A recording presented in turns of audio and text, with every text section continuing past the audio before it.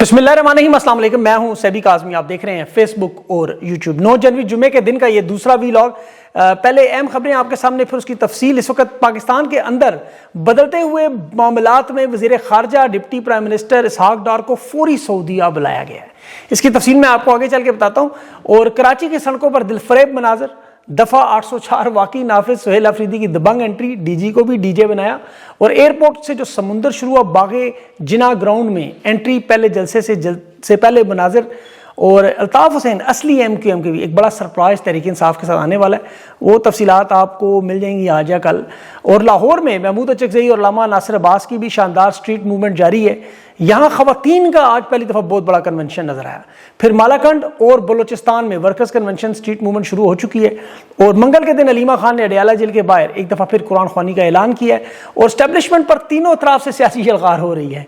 Peoples party ने आज नई सियासी रवायात की बुनियाद रखी है। आले शरीफ की जो गलीज सियासत की कब्र बनाई और सोहेल अफरीदी का वहाँ बड़ा खसूसी इस्तकबाल किया गया, कोई रुकावट नहीं लगाई फिलहाल, उसकी भी मैं आपको वजूहात बताता हूँ। और नून लीग की सफ़ों में इस वक्त बड़ी सख्त बेचैनी, सुपर वज़ीर आज़म का नाम आ गया है, मायूसी की लहर। ये कौन है सुपर वज़ीर आज़म? और हुकूमती परेशानियाँ, तोशाखाना के तहाइफ, वो जो 2023 की काबीना के लिए थे, वो बड़ा मसला बना, बिक नहीं रहे। और सूडान में पाकिस्तान के असला एक बार फिर ज़ेर बहस, सऊदी जहाज़ खरीदारी भी। असल मामला क्या निकला, इसकी तफसील। और स्टेट बैंक की नई फिगर जनरेशन Z को समझनी है मईशत के हवाले से बड़े गौर से। जुमे के दिन आज ईरानी अवाम भी निकली अपने सुप्रीम लीडर के लिए, अमेरिका के खिलाफ बड़े नारे लगाए गए। और डोनाल्ड ट्रंप की मुतनाज़ा बयानात। इस वक्त दुनिया में तशवीश है, गुलामी आज़ादी की जंग फैल रही है। तफसील से तमाम खबरों की बात करते हैं। सबसे पहले सोहेल अफरीदी का कराची में बड़ा इस्तकबाल हुआ। और अवामी जहाज़ में आम मुसाफरों के साथ बैठ कर गए थे, कोई एयरफोर्स 1 टैक्सी की तरह जैसे मरियम नवाज को दिया जाता है, ऐसे नहीं था। फिर एयरपोर्ट पर इनका बड़ा ठीक ठाक किस्म का इस्तकबाल, वहाँ जो सईद गनी मशीर है वज़ीर आला का, और ये बड़ा अच्छा काम था। वहाँ एयरपोर्ट के बाहर भी जमे गफीर मौजूद था, पुलिस की भारी तादाद। लेकिन ये सिक्योरिटी दे रहे थे हकीकी मानों में। पंजाब की तरह खुफिया एजेंसियों के लोग शीशे नहीं तोड़ रहे थे। तो ये बात तो साबित ज़रूर हुई कि मरियम नवाज पंजाब में वारदात करती हैं, फौज और तहरीक इंसाफ के दरमियान दरार डालती हैं, वरना ये कराची में भी होता। लेकिन यहाँ आपको एक बात बड़ी गौर से समझनी है। अभी मरियम नवाज की हुकूमत नहीं थी पंजाब में कि इमरान खान के घर ज़मान पार्क पे हमला हुआ, इमरान खान पे वज़ीराबाद का अतलाना हमला हुआ, तहरीक इंसाफ के हज़ारों कारकुनान अगवा हुए, गिरफ्तार हुए, मारपीट हुई, तहरीक इंसाफ का इलेक्शन का बल्ले का निशान छीना गया, इमरान खान को गिरफ्तार किया गया। उस वक्त पंजाब में मरियम नवाज नहीं थी, ये याद रखें। PDM की हुकूमत मौजूद थी, ये लोग सारे मौजूद थे, इस्टेब्लिशमेंट जनरलों का इकट्ठ मौजूद था। लेकिन निशाना याद रखें दुरुस्त, पंजाब में मरियम नवाज और इनका जो गठजोड़ वो नदीम अंजुम के गिरोह के साथ था। दूसरा धड़ा सिंध में नहीं तैयार, इसमें ताहुक्म सामने वाले हैं, वो भी एक बहुत बड़ी चाल है। लेकिन पीपल्स पार्टी की फिर भी तारीफ जरूर करनी पड़ेगी, जो सामने नजर आ रहा है उसे आप झुटला नहीं सकते। पंजाब के बिल्कुल बरक्स वहाँ उनके वजीर ने सोहेल अफरीदी का इस्तकबाल किया, सईद गनी ने सिंधी टोपी अजरक पहनाई। और सिंधियों का सर आज फख्र से बुलंद होना चाहिए। मैं मानते पख्तून पंजाब में आए और टिकटॉकर्स ग्रुप, उनकी सहेलियों ने, मरियम नवाज ने पंजाबियों की शर्म से गर्दन झुका दी। ये सियासत में वाकई बेहतरी जरूर है। बिलावल दरदारी ने जलसे की इजाजतनामा भी दिलवाया। इजाजतनामा शायद मिलता है कहाँ से? मिलिट्री इस्टेब्लिशमेंट से। पंजाब में नहीं दिया जाता, सिंध में दिया जाता है। और ये भी बड़ी ही पतली बारीक वारदात। देखिए, दबाव नून लीग पे भी है और पीपल्स पार्टी भी है, क्योंकि दोनों चोरी के बंटवारे के माल का हिस्सेदार तो हैं। नून लीग ज्यादा हिस्सेदार है, बहुत बड़ी, क्योंकि उनकी 17 नशिस्तें 170 बनी। फॉर्म 47 पे उन्होंने लूट मार करके बनाया। पीपल्स पार्टी के पास फॉर्म 45 की नशिस्तें हैं मेजोरिटी में, इसमें कोई शक नहीं। लेकिन मखसूस नशिस्तों की लूट मार इन्होंने भी की है। फिर कुछ और भी है। इलेक्शन से पहले तहरीक इंसाफ की मिन्नतें भी करते रहे और इलेक्शन के बाद भी करते रहे। ये तंग आके नून लीग के साथ जुड़े, ये बिल्कुल तस्दीक शुदा बात है। इमरान खान ने साफ साफ इनकार किया आसिफ जरदारी को, उसके बाद ये नून लीग के साथ बैठे। लेकिन बहरहाल चले, सोहेल अफरीदी के दौरे का जिक्र करूं, उसमें अभी कराची में दाखिल हुए और वहाँ सरकारी अमला जो था वो तस्वीरें बनवा रहा था। एयरपोर्ट से, जहाज से लेके आगे ग्राउंड तक पुलिस वाले वीडियो बना रहे थे। अवाम का जमे गफीर जिस तरह उन्हें वसूल कर रहा था कराची में, बड़े अजीबो गरीब मनाजर नजर आ रहे। एक मंजर जिसमें तहरीक इंसाफ के हजूम की फौजी ट्रक का आमना सामना हो, लोग खौफजदा हो गए, फौजी ट्रक है, तहरीक इंसाफ का काफिला, कुछ भी हो सकता है। मंजरनामा बदला, लोगों ने नारे लगाए, एक न्याजी सब पे भारी, ना वो कैदी ना गद्दार, कैदी नंबर 804। तो ट्रक के फटे हुए तरपाल से फिर छोटे छोटे हाथ निकले फौजियों के, मतलब। और मैं आपको एक्साइटेड नहीं कर रहा, लेकिन उन्होंने पुरजोश नारों का जवाब दिया। देखें कि अमाल 3 साल 10 महीनों में देखा, गले लगा के गोलियां मारने वाला। लेकिन याद रखें, फौजी जवान खान से मोहब्बत भी करते हैं। ये जो नौकरियों के चक्कर में फंसे हैं वो तो एक अलग बात है। انہیں پتا ہے یہ خان ملک کے ساتھ ایک سچا لیڈر ہے، مخلص لیڈر ہے. یہ کبھی کسی سے آپ پوچھ لیں وہ ہمیشہ یہی کہا نوکری تھی، ملازمت تھی، چھوٹے چھوٹے معاملات تھے، لیکن خان سچا لیڈر ہے. بہرحال کراچی کا یہ کٹ کامیاب ہوا اور یہ بات ثابت ہوئی کہ خیبر سے کراچی تک قوم کا ایک ہی لیڈر ہے، نام ہے عمران احمد خان نیازی. 11 جنوری کے جلسے کے حوالے سے بھی کراچی والوں کو سہیل آفریدی نے کہا عشق کے امتحان ابھی ہیں، جلسہ ریکارڈ ہو گیا، بہت بڑا اکٹھ ہو گیا، تو یقین کریں ان کی ٹانگیں واقعی کانپیں گی. الطاف حسین اصلی والے بھی ان کے حوالے سے بھی کچھ بڑی اہم خبریں ان کے ساتھ اکٹھ کی، لیکن بہرحال وہ خود بیان کریں تو کریں الطاف بھائی. یہاں ان کی میل ملاپ کی ملاقاتوں کی کوشش بہرحال ہو رہی ہے. لاہور میں بڑی زور و شور سے 7 اسٹریٹ موومنٹ چل رہی ہے. یہاں محمود اچکزئی اور علامہ ناصر عباس، اور یہاں مجھے جو سب سے اچھی چیز نظر آئی کہ ایک بڑے عرصے بعد تحریک انصاف خواتین ونگ لاہور میں بڑی تعداد میں خواتین، یہ جو کنونشن تھا علامہ راجہ ناصر عباس نے کیا، اس میں خواتین کی اکثریت. خوشی کی بات یہ ہے کہ دیکھیں پنجاب کی، پاکستان کی 52% ہیں خواتین، یہ شانہ بشانہ کھڑی ہوں تو تحریک کبھی ناکام نہیں ہو سکتی. یہ اسلامی تاریخ بھی اور دنیا کی تاریخ میں تصدیق شدہ معاملہ ہے. تو لاہور ہائی کورٹ میں بھی پھر ان کا استقبال ایسے ہی تھا، وکلاء ساتھ اکٹھے ہوئے اور یہاں پورا پنڈال فل تھا. اور یہ خان کے 2 نمائندے محمود اچکزئی اور علامہ ناصر عباس یہ ہر جگہ چھائے ہوئے نظر آ رہے تھے. انہیں جو خان نے علم پکڑا دیا انہوں نے بڑی مضبوطی سے تھاما ہوا، اسے گرنے نہیں دے رہے. زمان پارک کے ڈرائنگ روم میں بڑی خوشی ہوئی دیکھ کے عمران خان جہاں ملاقاتیں کرتے تھے، وہاں تحریک تحفظ عین کی لیڈرشپ وہاں صحافیوں سے ملاقاتیں کرتے اور ان کے بحال ہو کے پاکستانی خوش ہیں. پھر مالاکنڈ میں، بلوچستان میں، زوب میں بھی یہ معاملات شروع ہو گئے. اور ابھی اسٹیبلشمنٹ کے ایک بڑے قریبی صحافی، بڑے ہی قریبی صحافی سے میری بات ہوئی، اس نے کہا مجھے تو لگ رہا ہے 8 فروری کو ہی حکومت ہی نہ گر جائے، کیونکہ یہاں سپر وزیر اعظم کے طور پر محسن نقوی پر تول رہے ہیں.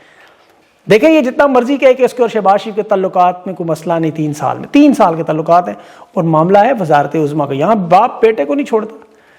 یہاں پھر عوام کی موبلائزیشن میں اور اسٹیبلشمنٹ پر جو دباؤ ہے، انہیں کوئی نہ کوئی ایسا قدم ضرور اٹھانا پڑے گا کہ عوام کو لگے کہ ہم معاملات بہتر کرنے لگے ہیں. یہ مذاکرات کا منجن کام نہیں آ رہا.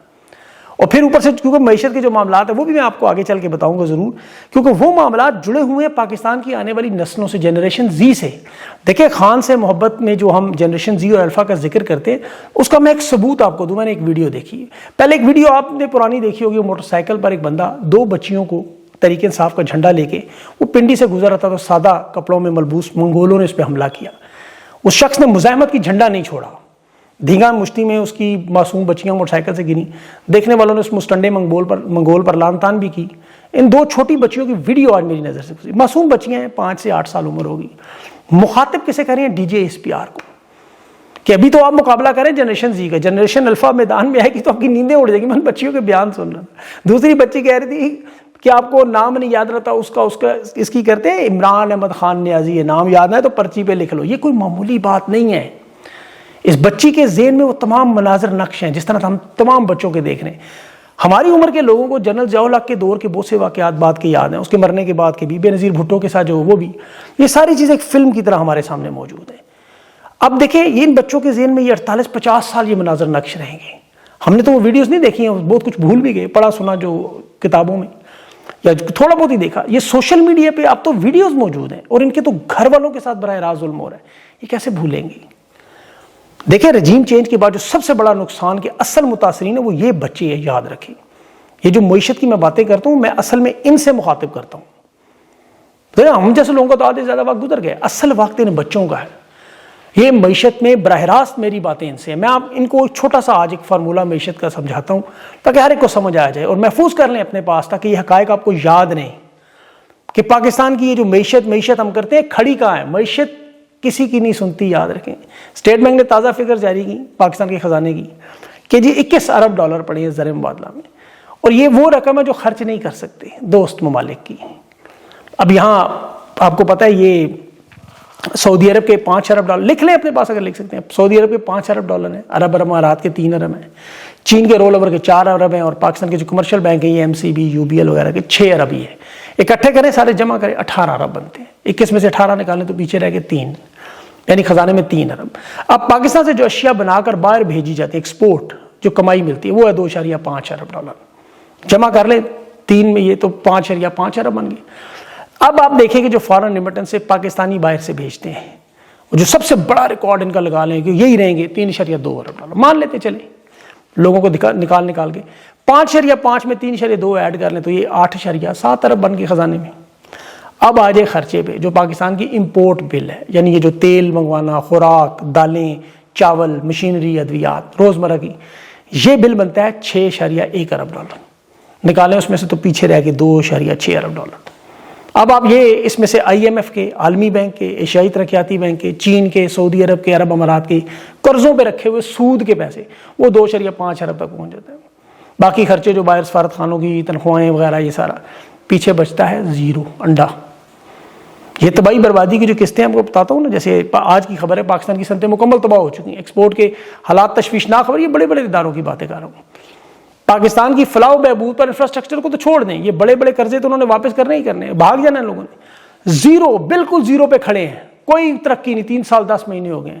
اور یہ جو سڑکوں کی باتیں کرتے ہیں نا، موٹر ویز کی، آپ بھارت کا اور پاکستان کا توازن کریں، 15-20 سال میں جو ہزاروں کلومیٹر سڑکیں بنی ہیں، تو بھارت نے پاکستان سے آدھی لاگت پر وہ سب کچھ بنایا ہے۔ ان کی 1 کلومیٹر کی ہائی وے کی اوسط لاگت، کیونکہ پبلک پرائیویٹ پارٹنرشپ کی وجہ سے مقامی مٹیریل ہے، لوکل سٹیل ہے، اوپن ٹینڈر ہے، آدھے سے بھی کم قیمت پہ بن رہی ہیں، اور پاکستان کا قرض لے کے غیر معمولی لاگت، کمیشن کے بیکس لادا، قرضوں کے سود لادا، اور وہ بھی ڈالروں میں ادائیگیاں۔ تو یہ سڑکیں اور یہ موٹر ویز بوجھ ہے، مہنگا ترین بزنس ماڈل، جیسے گھر میں کھانے کے لیے روٹی نہ ہو اور گھر کا مالک قیمتی فانوس خرید کے لے آئے۔ اور پھر اس میں اتفاق فاؤنڈری کا لوہا بھی ہے، یاد رکھیں، مارکیٹ ریٹ سے زیادہ جو آپ کو پتہ ہے۔ اسی لیے موٹر ویز، ایئرپورٹس، بینک، یہ ان بچوں کی جائیدادیں ہیں، یہ گروی رکھے جا رہے ہیں، بیچے جا رہے ہیں۔ اب ان اثاثوں کے بارے میں آپ کو دیکھیں بڑی خبر، یہ ٹرمپ ٹاور بننا تھا نا، آپ کو یاد ہے، یا 1000 ارب ڈالر آنے تھے، سعودی عرب نے SIFC میں ڈالنے تھے، یہ کرنا تھا، وہ سارے تو پول کھل چکے ہیں۔ یہ جو نیا معاملہ اسلحہ بیچنے کا سر دستار ہے، اس کی بھی سٹوری پیچھے کچھ اور نکل آئی۔ سعودی عرب کے ساتھ یہ جنگی جہازوں کی F-17J تھنڈر کی ڈیل، اس میں ایک تو جا رہا ہے اسحاق ڈار آج سعودی عرب، اور بڑی تیز رفتاری سے جا رہا ہے۔ محمد بن سلمان کے ساتھ کوئی تعلقات وہاں نہیں ٹھیک، بدترین لیول پہ ہیں۔ راضی کیسے کیا جا رہا ہے؟ کیونکہ عالمی نظام میں دیکھیں تبدیلیاں ہو رہی ہیں 2026 میں۔ اب ترکی بھی سعودی عرب کی اس ڈیل کے ساتھ دفاعی اتحاد میں شامل ہونا چاہتا ہے کہ نیٹو جیسا ایک اتحاد ہم بھی بنائیں، کیونکہ ٹرمپ اس وقت بالکل جو ہے نا غصے میں لگاتار دھمکیاں بھی دے رہا ہے، چاہے ایران کے معاملات ہیں، مڈل ایسٹ، یہ سب کچھ بڑا پیچیدہ ہوتا جا رہا ہے۔ اب اس میں معاملہ ہے سب سے اہم سوڈان کا، وہاں سعودی عرب اور عرب امارات کی شدید کشمکش ہے۔ عرب امارات کی حمایت میں کھڑا ہے خلیفہ حفتار لیبیا والا، جس کے ساتھ آرمی چیف کی 4 ارب کی دفاعی ڈیل، اس میں جہاز، ڈرون، گاڑیاں، دفاعی سسٹم سب کچھ شامل ہے۔ اب خلیفہ حفتار عرب امارات کا بندہ ہے، لیبیا سوڈان تک اسلحہ پہنچاتا ہے، ان کا اسٹریٹجی راستہ ہے 300 کلومیٹر کا عارضی ایئرپورٹ تک بنایا گیا تھا وہاں، جو سوڈان کی RSF کو سپورٹ دینے کے لیے عرب امارات کی مدد سے اسلحہ جاتا تھا۔ اس کی وجہ سے سوڈان کی جو ریاستی فوج ہے SAF وہ بڑی کمزور ہوئی۔ اب یہاں انٹرسٹنگ پوائنٹ دیکھیں کہ آرمی چیف کی پہلے خلیفہ حفتار سے ملاقات ہوئی، جہازوں کی ڈیل کا وہ 4 ارب کا آپ نے سنا، پھر سوڈان کی سرکاری فوج کا ایئر چیف ان کا مخالف حفتار کا 1.5 ارب کی JF-17 کی ڈرونز کی اور K-8 کی ڈیل کے لیے آ گیا۔ اب یہ سرکاری فوج ہے، وہ حفتار مخالف ہے۔ سرکاری فوج کی حمایت سعودی عرب کرتا ہے، بندرگاہوں پر قبضہ، سونے کا معاملہ، اور سب سے بڑھ کر جو آپ کو پتہ ہے زرعی زمینیں، اور عرب امارات کا اثر۔ اب آرمی چیف نے ایک طرف خلیفہ حفتار سے ڈیل کی اور پھر دوسری طرف سعودی عرب سے بھی 4 ارب ڈالر کی۔ اب یہ اسٹیٹ بینک میں 4 ارب ان کے پڑے ہوئے، یاد رکھیں۔ JF-17 تھنڈر کی ڈیل جو سعودی عرب نے کی، ظاہر ہے پاکستان 4 ارب ڈالر تو انہیں واپس نہیں کر سکتا، کبھی بھی نہیں کر سکتا، جب بھی کرے گا وہ دیوالیہ ہو جائیں گے۔ اب ان ڈالروں کے بدلے میں وہ جہاز لینا چاہتے ہیں۔ اب سعودی عرب کا ذرا دفاع کو ذرا چیک کریں، جائیں گوگل پہ، ان کے پاس امریکہ کے F-15 ہیں، یورو فائٹرز ہیں، جدید ڈرون، سب کچھ موجود ہے۔ ٹیکنیکلی JF تھنڈر نہیں چاہیے، سوڈان کو چاہیے، کیونکہ یہ اگر سوڈان کو ہتھیار دیں گے تو پھر عالمی تنقید ہے، جیسے عرب امارات پہ RSF کی حمایت پہ تنقید ہے، تو سوڈان کو پاکستان کے ذریعے مال پہنچانے کی کوشش۔ JF تھنڈر پر کوئی مغربی کنٹرول نہیں ہے فی الحال، کیونکہ چین پاکستان کا پلیٹ فارم ہے۔